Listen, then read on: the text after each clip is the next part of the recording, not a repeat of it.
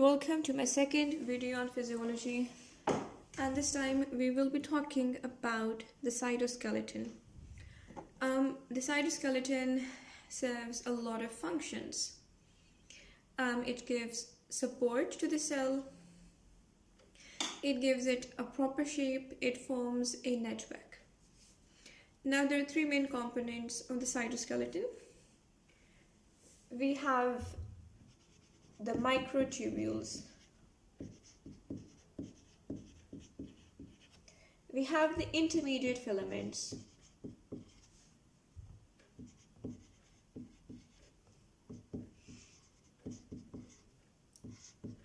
And lastly, we have the microfilaments. Now these have their own specific structure and their own specific functions. And oftentimes people end up confusing them. And that confusion can honestly be really harmful. It can be problematic.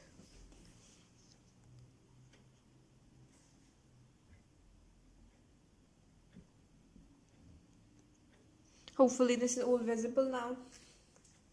So what are the microtubules made up of?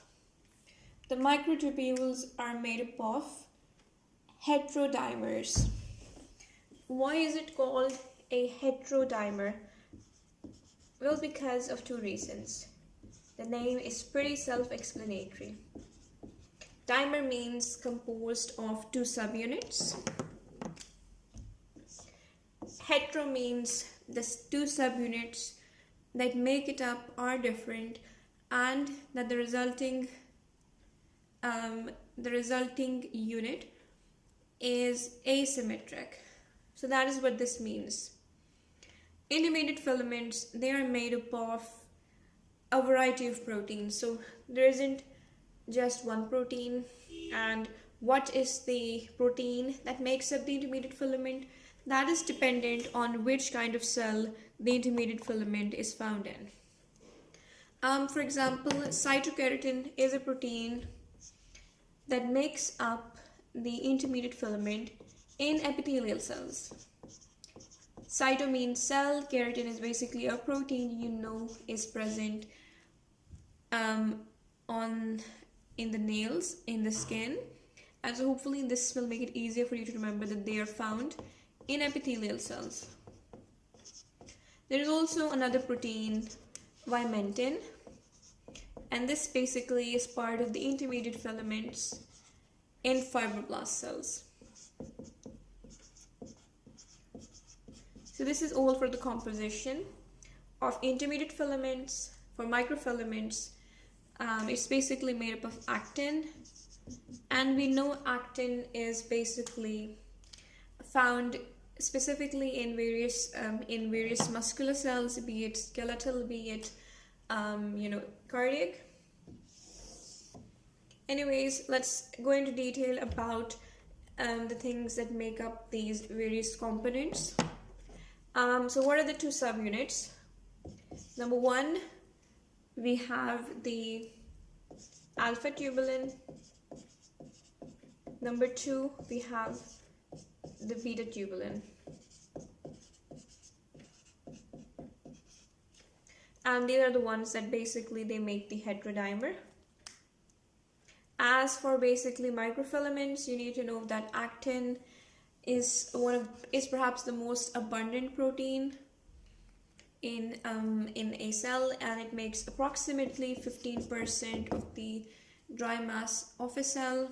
In addition, if we talk about the composition of microfilaments in various species, in various organisms, the microfilaments will have approximately the same composition because the main component, actin, is ridiculously similar in different species. If you compare the amino acid sequence of the actin protein in two widely different organisms, say a rabbit and yeast, 88%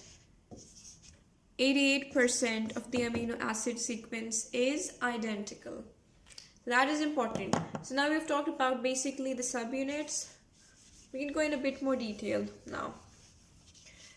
As for microtubules, how are they exactly formed?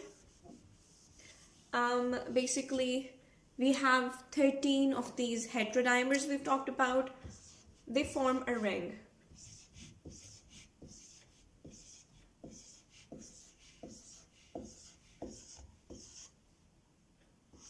Right, so these are 13. And they're forming this ring. And this is one ring that is made up of 13 subunits, or made up of 13 heterodimers. And these basically stack up to form the microtubules.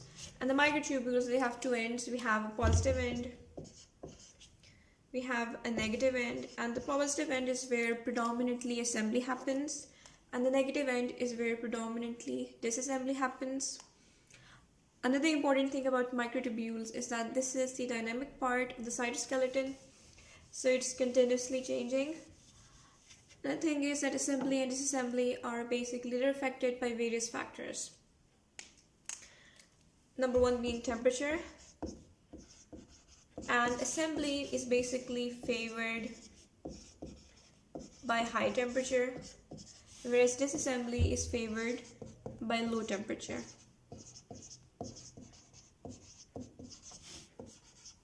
There are the cellular factors that affect it, and also factors that can be introduced artificially.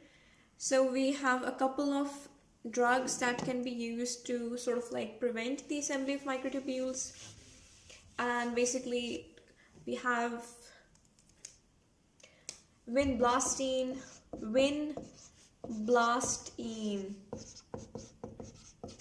colchinine. And what they do is, as I've mentioned before, they prevent assembly. And the way I remember this is blast. So it sort of like blasts the microtubules, prevents them from being made. And if you know how to speak Urdu, if you say colchinine, it's sort of like chen, nahi, which means you're not relaxed, you're not content, so you're making trouble. That is the way I remember these. And there is this anti-cancer drug. We know a cancer cell is one that is reproducing unchecked, in an unchecked manner, and so a way to spread cancer is to stop the division of the cell. And for that we have a drug that is Taxol, and I guess the proper name is paclitaxel. And what they do is basically these drugs, they act on the microtubules, because one of the functions of the microtubules is movement of chromosomes during cell division. And what this drug does, it makes the microtubules so rigid, so inflexible that they're incapable of movement. They're incapable of moving substances, and so replication is inhibited. So Phil, I've told you about what makes the microtubules, the exact structure of it, and how the assembly and the disassembly is affected. In the intermediate filaments, we don't have a lot of information, and that isn't even necessary, so to speak. In microfilaments, again, you need to know that it's made of actin. You need to know that actin is found in two forms. There is G-actin, which is basically just a globular protein. You also need to know that alpha and beta tubulin are also G proteins. And then actin also exists as F-actin, and this is just the globular actin, a single molecule incapable of, well, not much. And these basically, they join together to form these fibrous actin, which does a lot of work. Anyways, G-actin polymerizes to form F-actin, which is basically doing all of the work. This is a lot about how they're formed. And another thing about the structure is the diameter and stuff. Microtubules have the largest diameter, it's about 15 nanometer. And the walls themselves, that is this part over there, this is the wall portion, is 5 nanometer. Intermediate filaments have intermediate diameter from 8 to 14 nanometer. Again, this is variable. And microfilaments have the smallest diameter, which is 4 to 6 nanometer.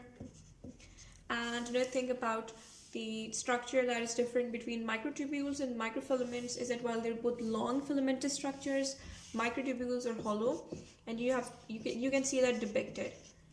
Whereas microfilaments they're basically solid. They're basically solid is the more exact word to use.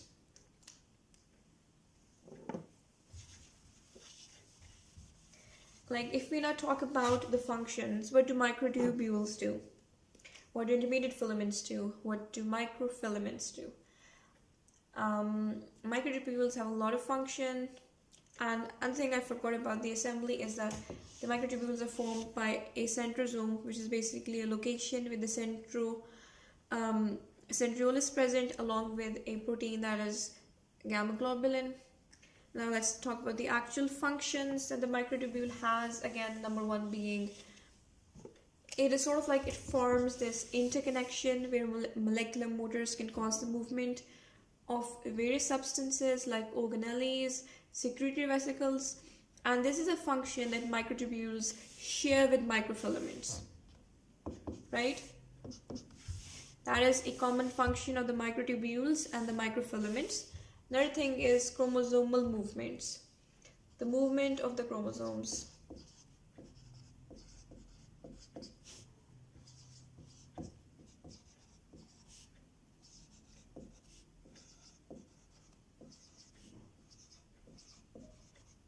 And what is the function of intermediate filaments? Well, when we have a cell, the intermediate filaments, they sort of like form this scaffolding, and the scaffolding is something of a support, and it's a flexible scaffolding. So what happens is that when we have pressure being exerted on a cell, maybe external pressure, the scaffolding sort of like opposes it so that the cell membrane does not rupture, and because it is a flexible scaffolding, a lot of pressure won't cause this to rupture because of its inability to sort of like lag, sort of like slag, so that move inwards so that it doesn't burst. It also, because of the flexibility, it's sort of capable of this. So that is a main function, the most main function. And if intermediate filaments are absent in the cell for whatever reason, the cell is much more susceptible to rupture, and people with abnormal intermediate filaments, they have blistering of the skin.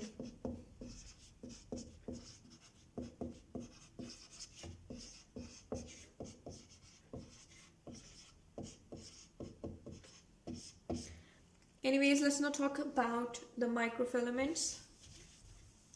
Microfilaments, the function number one, or actually number one isn't as much of a function as it is more of the location. Microfilaments are present, and they're basically present in microvilli, and they extend the entire length of the epithelial cells which have the microvilli. So that is where they're found.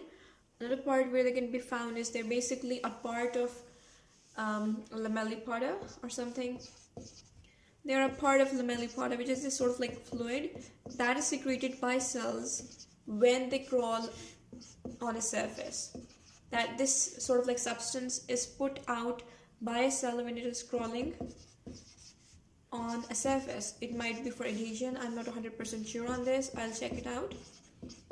And the thing that basically these microfilaments do is that they sort of like they form a complex with or they bind with something called integrin proteins, and this is important, and they form something called focal adhesion complexes, and this is for when the cells are trying to crawl on a surface. So the microfilaments are sort of protruding out of the cell membrane. They form these complexes of the integrin receptors to allow the cell to crawl above the surface, and these are called focal adhesion complexes.